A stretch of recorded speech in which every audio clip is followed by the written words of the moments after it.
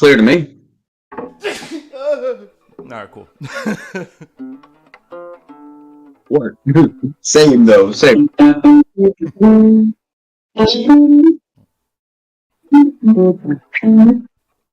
At school, they taught me a horrible thing. That What jazz was that note, horrible? What's the horrible thing? that little. Oh no. Was it the? That is literally it's the lick. The lick. It's that's a thing.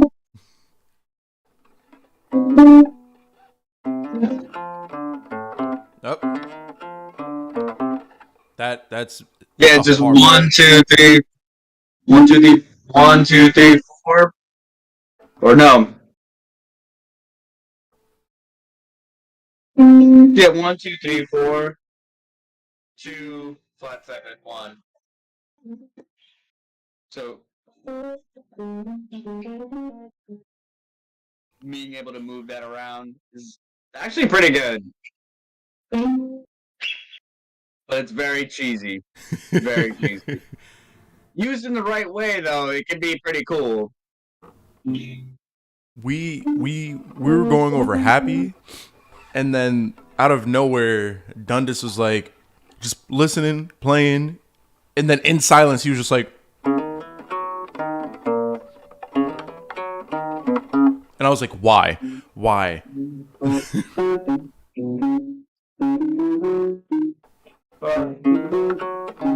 You're playing it here. Yeah.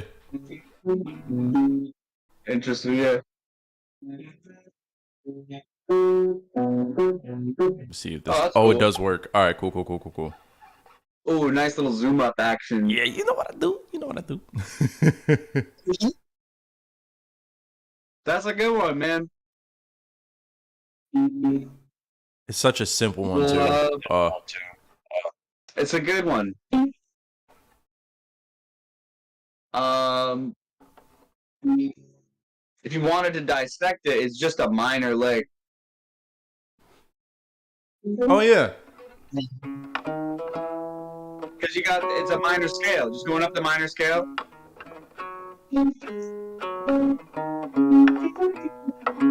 And then you just come back down.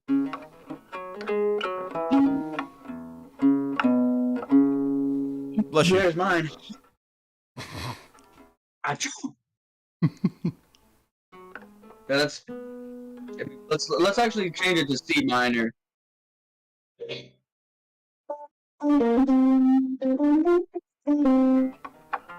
Get that C minor rolling real quick, because I want to touch on all this stuff from the video you sent me, and let's just clear the air on that one, right? But this lick is cool because we could use that to kind of tap into C minor real quick. So, quick review: C minor, C natural minor, because there's melodic minor, harmonic minor, all that stuff. But C natural minor has the same exact notes as what major key? Wasn't it E major? Not E. Not E. It was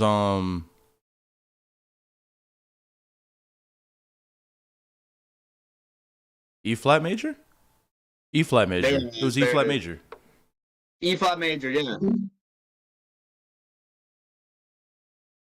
And you could visualize that pretty easily. C minor, remember that C minor 7 chord? You just put your pinky down on that E flat, it real quick makes an E flat major chord. Right. Okay. So that's like a quick little trick in the toolbox. Whenever you have a minor 7 chord, a real quick way to go from, oh, here's C minor 7, put your pinky down, up 3 half step, and you get that relative major.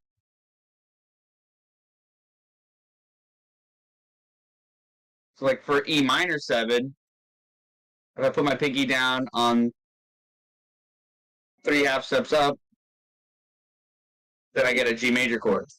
Is E minor, G major, relative major minor relationship. So yeah, E flat major. Same notes as C minor. I'm using that same exact cage shape. Just everything right here is. Hold on. Go into your voice and video settings and turn off echo cancellation. Oh, that's. I have to do this. I have to do this. Come in a different screen. So, is that in user settings? Yeah, it's gonna be lower where you see app settings, right under accessibility. God. Yeah. Voice video, right? Mm-hmm. It says. You're gonna see You said advanced, noise. and then you're gonna see voice processing under advanced. Oh, and turn off noise It's all the way suppression. down. Mm-hmm. All the way down, right? Advanced. I got echo cancellation. Oh, Yeah. and then what about noise suppression? Is there anything? Put that on none, because when you play, I hear nothing. Nice. So noise suppression I got on none. What the hell is crisp with a K? I've never seen that before. It's supposed to be like, it just takes out your raw audio, like the loudest sound that you have, and everything else is gone. It's supposed to cut it all. Oh, cool. Yeah. Advanced voice activity. Turning this off may help if your voice is not being detected. Should I turn that off too? Try it. Yeah, it's turning off. Automatic gain control. I usually leave that on. If you're using Okay. if you're not Quality using of your Focusrite, service. just leave it on. No, I'm just using the laptop. All right. Well, let's give that a shot, and I'm gonna jump back to the video now. Now, A little did that clearer. work at all? A little clearer. A little clearer. Try it again.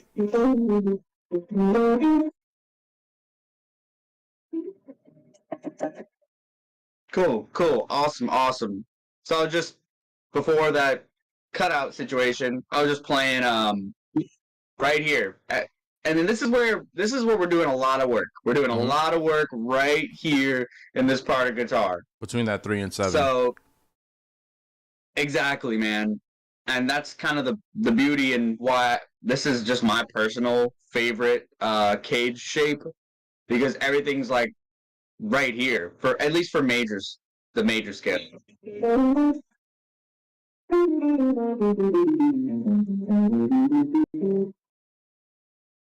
That all that E flat stuff is exactly what you're going to use for the C minor.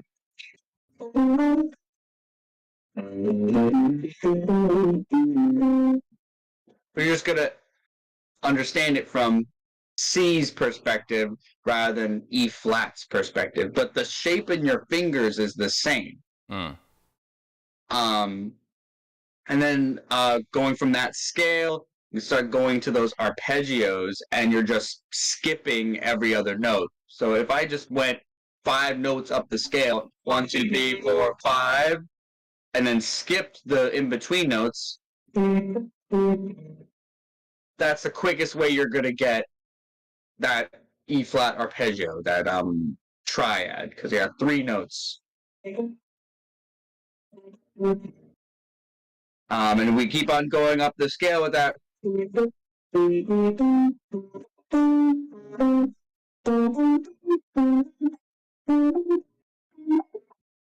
And anything higher is you're gonna leave the shape.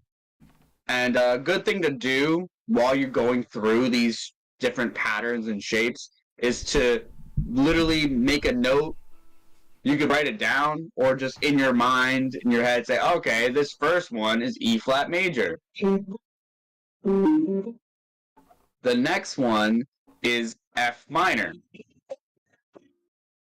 The next one is G minor. A flat major. Four, you could say two. That's like the 4 chord. 4 chords A flat major. 5 chord is B flat major. 6 chord is C minor. The 7 chord is D diminished, and then you're back to the root, which is E flat. Understanding all these arpeggios slash chords, I mean, that's really the same thing, arpeggios and chords, is going to help you, like, see the chords in this key or in this space of E flat major harmony. So when we jump over to C minor, it's going to be like, oh, the same chords that was in E flat is in C minor too. And for improvisational purposes, when you go to do a solo, you have access to all these arpeggios slash chords that you had in E flat, but now in C minor. And like we were doing with the Blue Bossa thing, I could just play that C minor arpeggio. Or I could even do the, what is that now? G minor arpeggio. It just gives you different things to play, and then always I like to do is to go back to the pentatonic scale. Always pentatonic scale. I'm like,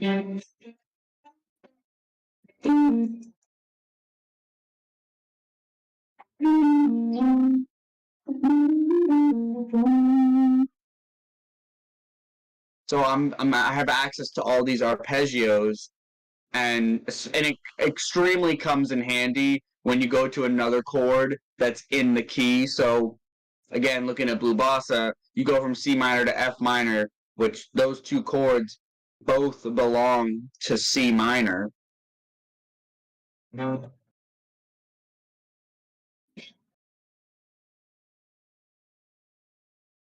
even this D minor 7 flat 5, that also belongs to C natural minor or E flat. All these chords are in the realm of E flat major. The only time you leave it is when you go to this G7, because now you're tapping into either melodic or harmonic minor. And also you could just be like, well, there's no G7 chord in E flat.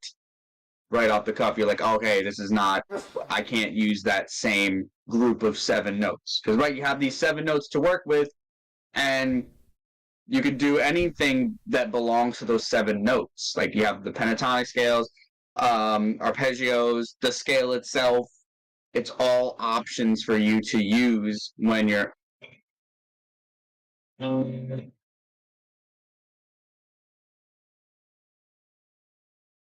And then when you hit that G7, obviously we need to go...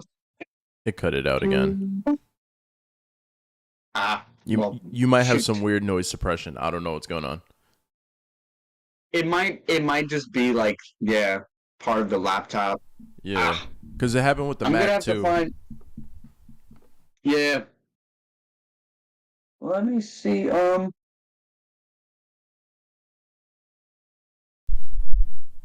definitely moving forward. I'm gonna start I'm gonna just use that Focusrite. Yeah. Yeah. Stop being lazy. That straight in input is key. It's the way to go. I just haven't used it in a minute, but it seems like that's like the way to go. So it's like boop. There's no cutting in and out. I could probably feed you. I mean, I could mic up my amp. Could do that. Or, because the thing with that is like, now I would have to have like you have like a setup. You have a microphone for your voice and a microphone for your guitar, right? I have need that. Well, only because you guys kept saying I got the pick amp recently, and I have everything running through a mixer that goes into my interface. Which is why it's easy. Like, okay, so you have a mixer, then the interface. Yeah. But if you just have the interface, because last semester all I had was the interface. Yeah, the pick amp's kind of nice. It's kind of nice. Yeah, I was gonna say what. So that just like that's just a sticker that goes on your guitar. Yeah, and it captures like. Let me turn my mic completely off.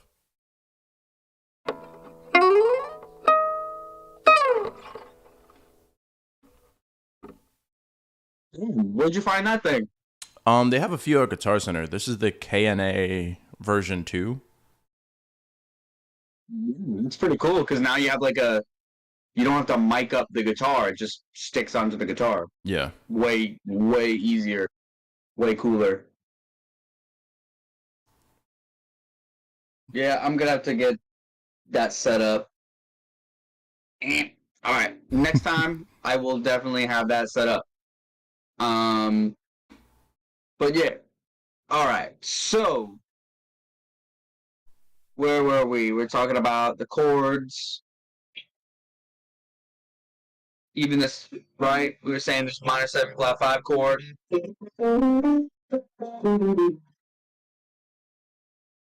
It still is within the realm. So you could even just practice like, and this will be good for you too. Take the chords and play the E flat scale from the roots of those chords. So what I mean is, when you have a C minor chord, and then you have the F, it'll be. See what I'm saying? And then.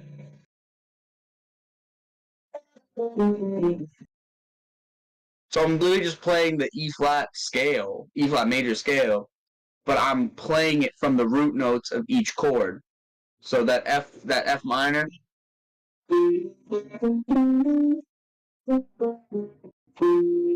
I did 1, 2, 3, 4, 5, 6, 7. Because you don't have to go all the way up to the root again.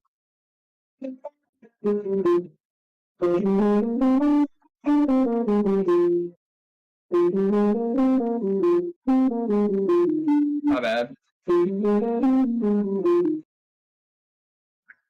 And then you could potentially say you're practicing the modes this way. Because each of these chords, you could label that, oh, this chord, this scale. Some people do that. Personally, I think that's kind of overcomplicating things, but at the same time, it's gonna help you get your fingers into it, so that when this chord comes around, you could be like,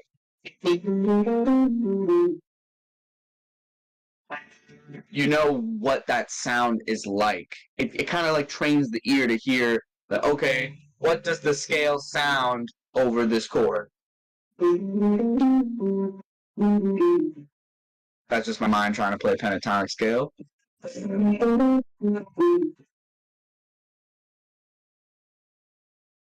But you see what I'm saying, though? It's the same, like, the shape in your fingers is the same, but you're just going to start from a different note and then introduce your ear to a different sound, rather than just playing. Now you have.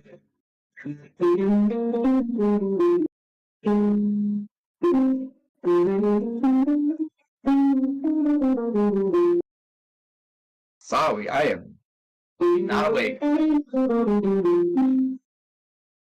So over that F minor chord, you could play the E flat major scale from F.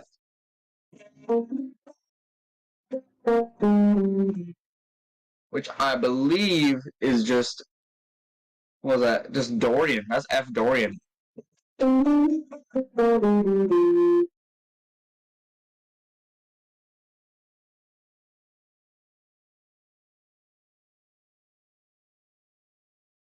Oh shoot! Did you mute your guitar? Yes. My bad. Yeah. I was just trying to go up and down the scale for a second. Yeah. Let me hear what you were just playing just now, because I didn't hear it before. I think that's why I was confused. Because my mind immediately thinks, okay, G, this is G. So why isn't it a G scale? Wait, say that one more time? Because in my head, I was like, G chord, G, this is G.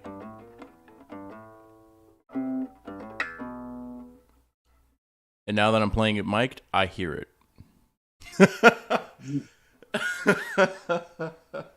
So, yeah, the G, what were you saying? G chord. So G, what are you thinking, G major? Yeah. So if you have G major chord, yeah, you can definitely make that connection of, okay, I have a G major chord, G major scale. Boom. Great. But what happens when you have more than just one chord in whatever song you're playing? You could, like I was saying before, you could think of every chord and then label and then like be like, okay, this chord, this scale, this chord, that scale, that chord, this scale. You could go about it that way. However, I think that's like overcomplicating and like thinking a lot about something that's not necessarily changing anything. Because you could, again, first two chords of Blue Bossa, C minor to F minor, and you could say C minor scale, F Dorian scale, but the F Dorian scale and the C minor scale are the exact same thing. Yeah. So you're just putting two names on the same thing.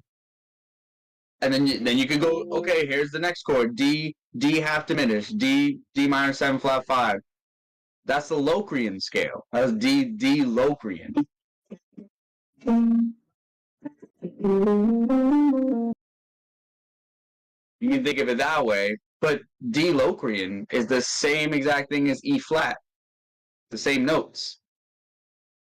So why have three separate names for something that's the same scale, the same exact groupings of notes? Fair. True.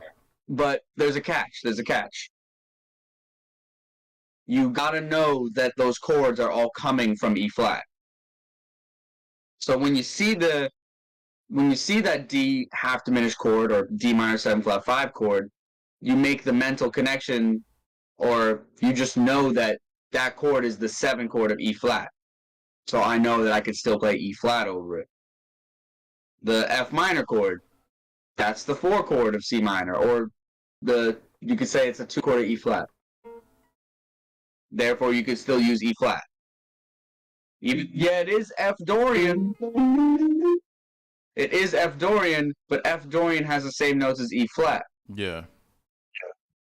It's just making that connection with the chords and the overall harmony, which is E flat. And then when you do have a chord that's not in E flat, that's when you make the change. Say like, okay, this chord is not coming from E flat. I gotta change to whatever harmony that chord's coming from. I could be like,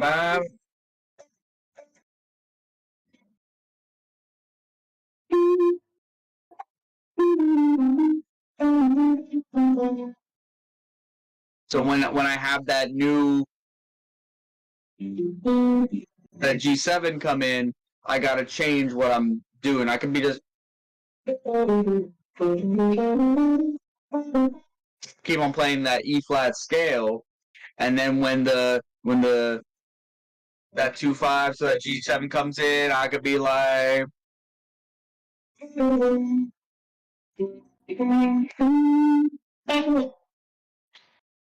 I'm just arpeggiating the chord.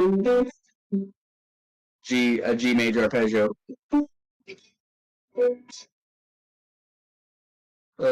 Just now when you played that, you could get the note vertically, but I saw you went horizontally. When you went horizontally, is that more so to say you went to a different not just note but scale, you could still continue going vertically then and then go back horizontal, or is it just a sound choice? Right now, I wasn't thinking of it as a sound choice, but that is a great question. Because you do get a different sound if you go as opposed to something like that. If I go, it does sound a little bit different. But I'm just like, I'm thinking that usually what happens when I have a chord like this, I like to go up the guitar. So I think just out of force of habit, I went for this shape because I'm gonna continue going up the guitar.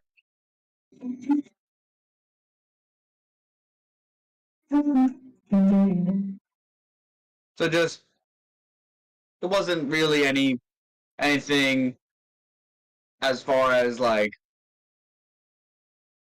what you should and shouldn't do kind of thing. It's more so just like, oh, that's just a force of habit. But I was just trying to arpeggiate that G scale. That G arpeggio, sorry. I do augmented G augmented because I have that G7 sharp 5 chord.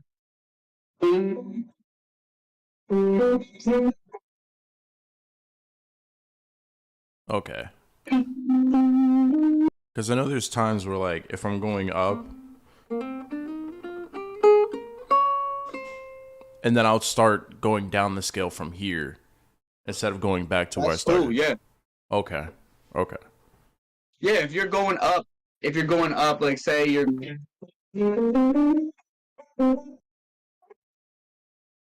So I could go down this way once I jumped up a.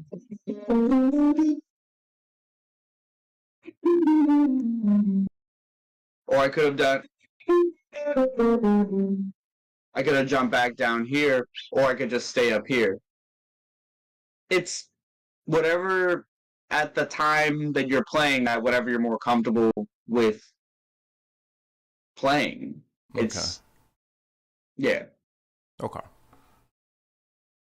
And then where the line does take you, it does help to know that okay, I can still play C minor here, and I can still play C minor down here, so that's not gonna like stop you from playing what you want to play.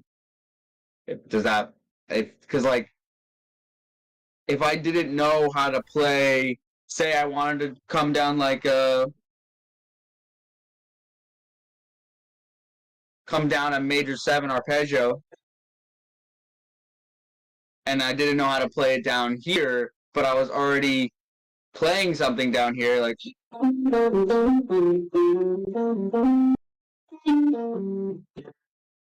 I could play it down there, but I couldn't.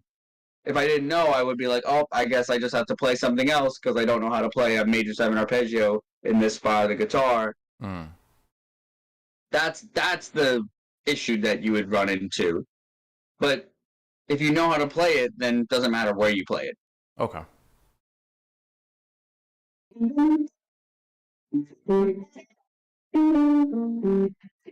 It's like E flat major arpeggios. I could play it here, or even do the one where you kind of go that diagonal shape.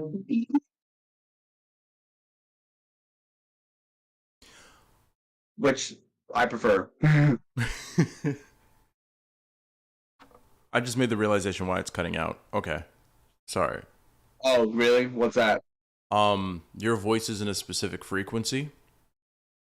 Like, it doesn't go higher than where you're at right now. So if you're going above that frequency the constant frequency that your computer's hearing, once it goes above that, it cancels it out.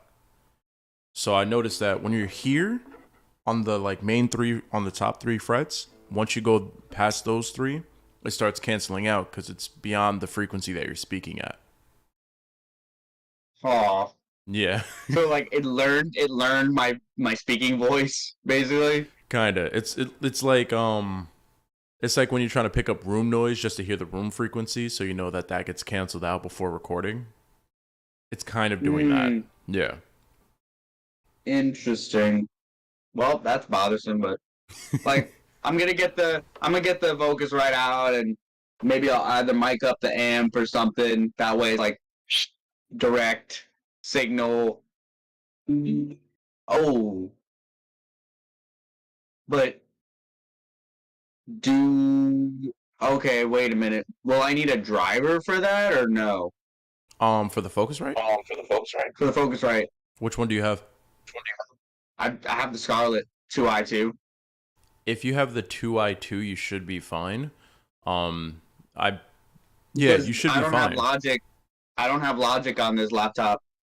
That's another thing that I didn't think about, but